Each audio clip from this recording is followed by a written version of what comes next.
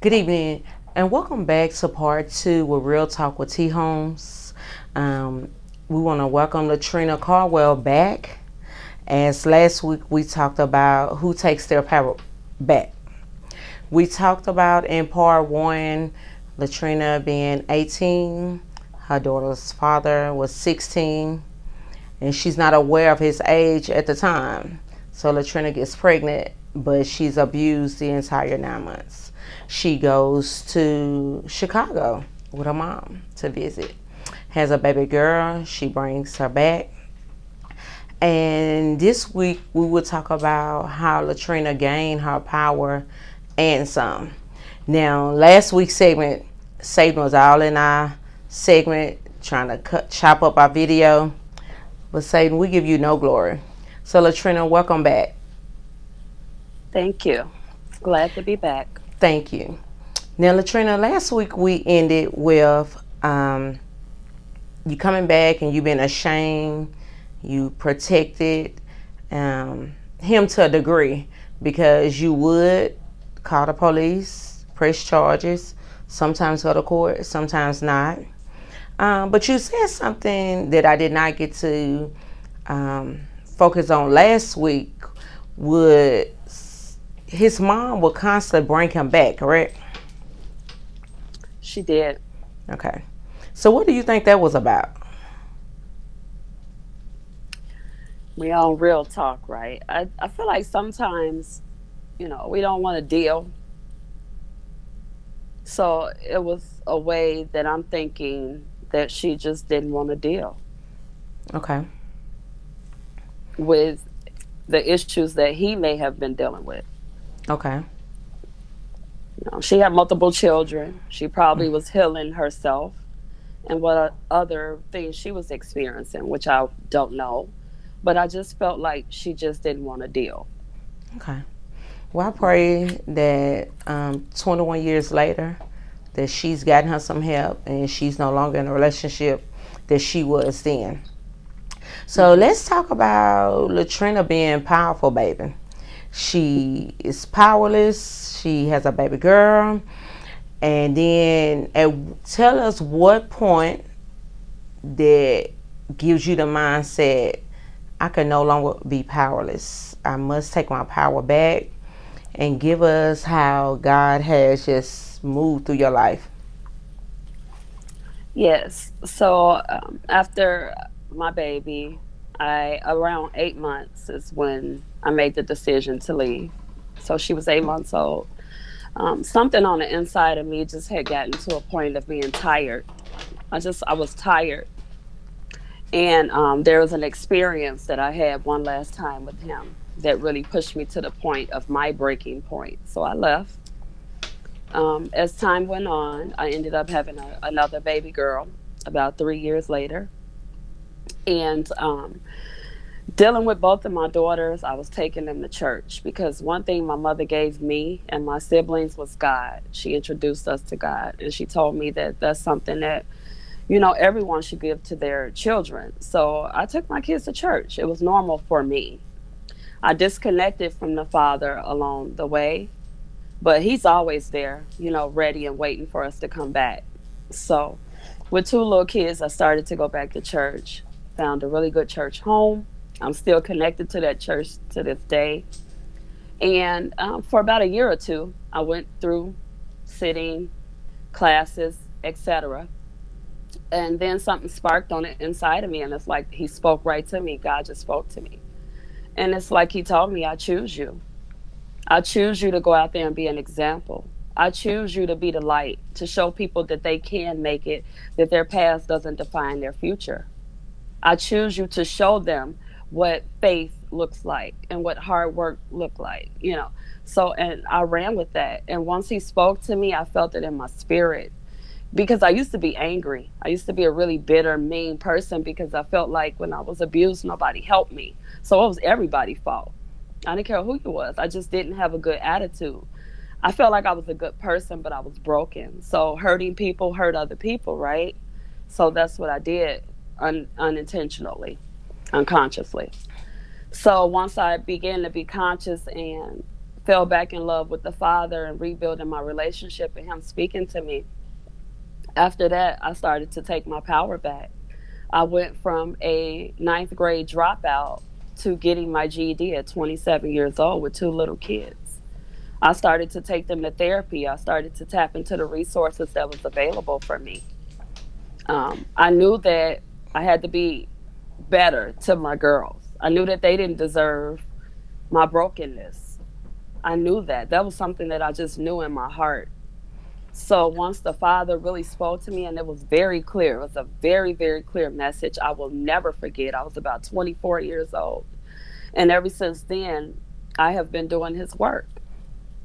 Okay, I now have Latrina, been, I mhm, have chills going through my body because we are grateful that you heard with your spiritual ear and not your worldly ear. mhm. So when we listen with our spiritual ear, we can always hear what the Father has to say. But before I go further, we have a question from a viewer from last week. Maybe you can answer this, and we backing up just a little, okay?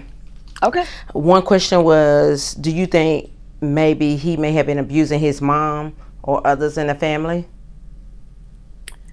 No, but I do know for sure that he has abused other children's, mothers of his other kids. Okay. I know that for sure because there was an incident where one of them stabbed him.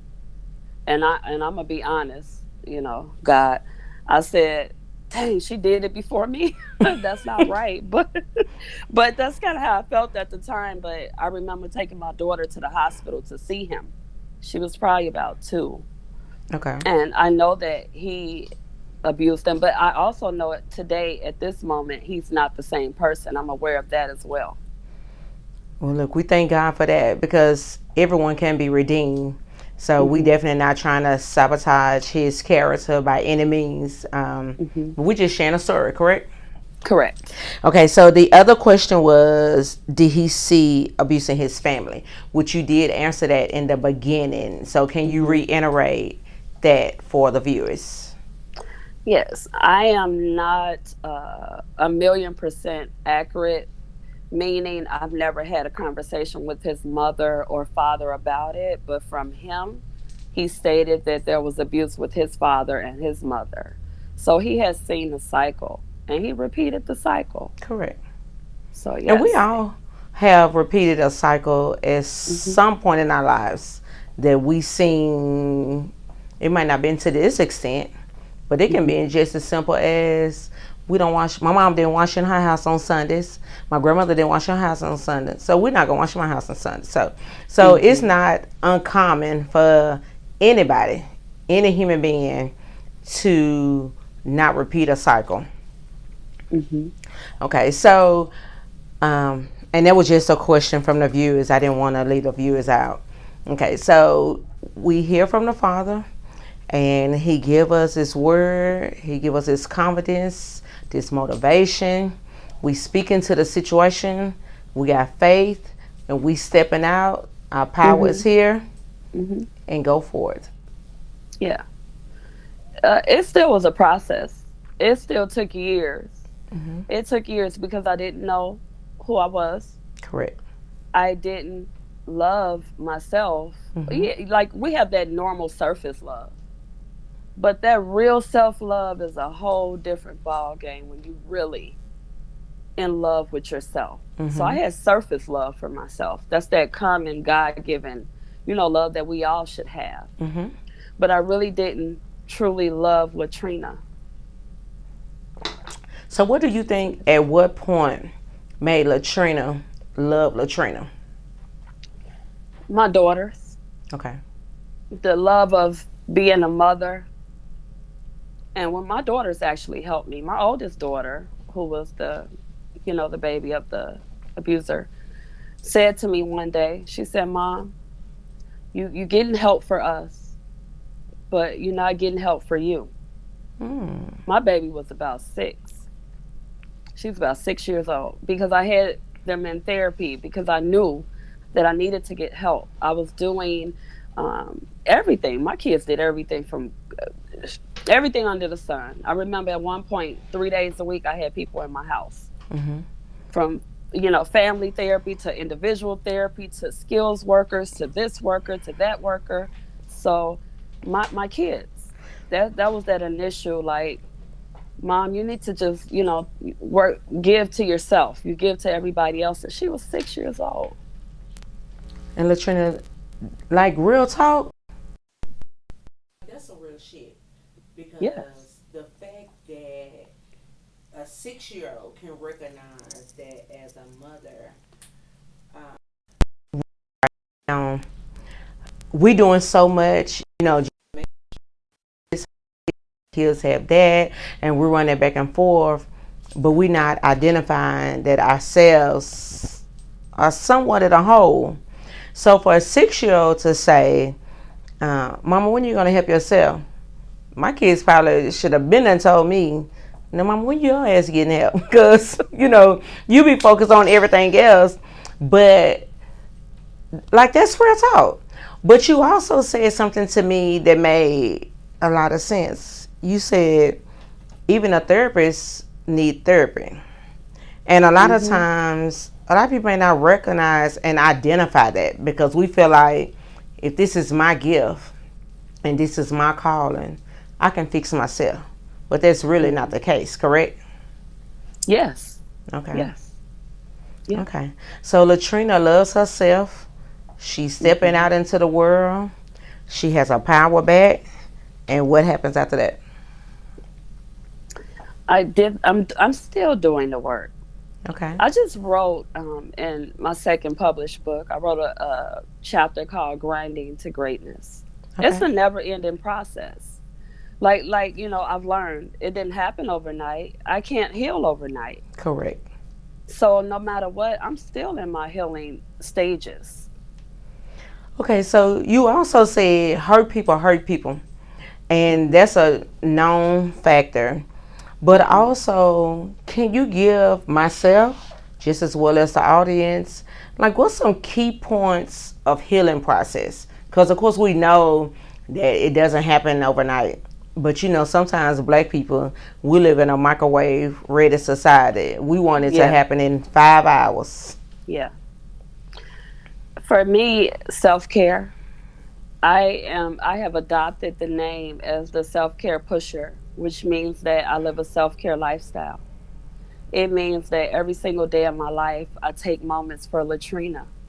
I don't care what, when, where, how, who, or whatever the case is. I take moments for me, for my peace and my own mental health every single day.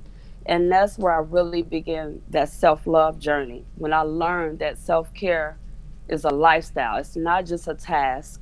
Many people think that going to get their nails done, their toes done, a massage, or out to dinner, that's maintenance. Like you maintenance your car, you got to maintenance yourself. No, self care is a lifestyle. It's every single day, no matter what, taking those moments just to check in on me. And that's where my love for me deeply began. And I started to walk in alignment with my purpose Correct. doing all of this. Hmm. Now, when you say self care, give us 2 or 3 points of what self care is to Latrina.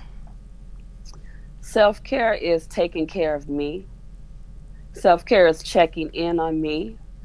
I created a rule called the 5 by 5 rule because I have a self care ebook, the self care practice.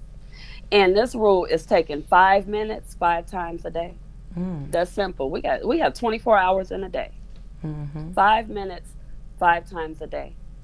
And sometimes I like to have a cup of coffee. I'll listen to a quick podcast. My favorite is sitting in silence because that's when I really can hear from the Father.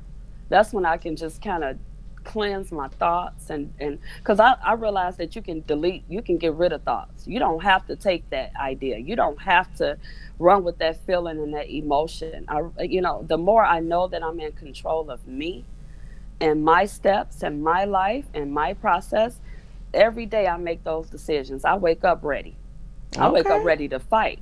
I have Okay. that mindset, a Mm-hmm. ready set mindset. You have to stay ready in today's world. So self-care is everything. It's just loving me. It's protecting me and my boundaries with family, work, children, my dog, everyone.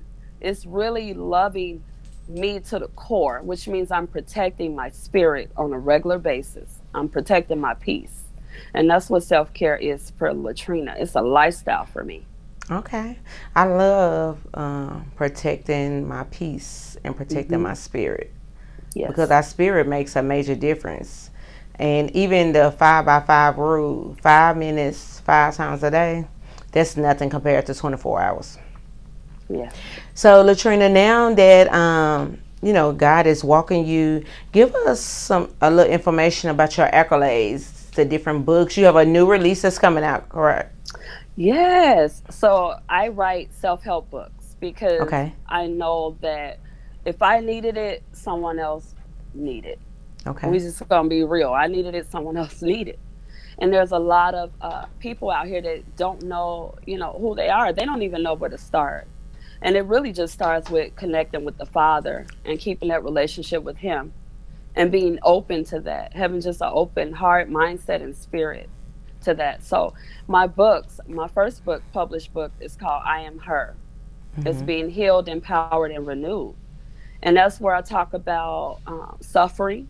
I talk about people understanding the difference. There's good and bad suffering. Sometimes we cause our own suffering because we haven't healed, right? So Correct. that's why it's so important to really get to know yourself and work on yourself, because then you can prevent certain things. I talked about the mindset and shifting the mindset. I talked about just the power in taking your own power back within yourself. And then I have a collaboration book called Pretty, Paid, and Powerful. And it's a devotional. Mm-hmm. And it's all about women. It's 17 of us sharing stories about taking your power back as a devotional. And I wrote about the mind of a woman versus her coin. Because a lot of people relate their money to materialistic things. No, Mm-hmm. no, my money don't make me. I make the Absolutely. money. Absolutely. But let me So ask you, the pretty paid and hustle, right? Pretty, Paid, and Powerful, but I am with Pretty Women Hustle magazine.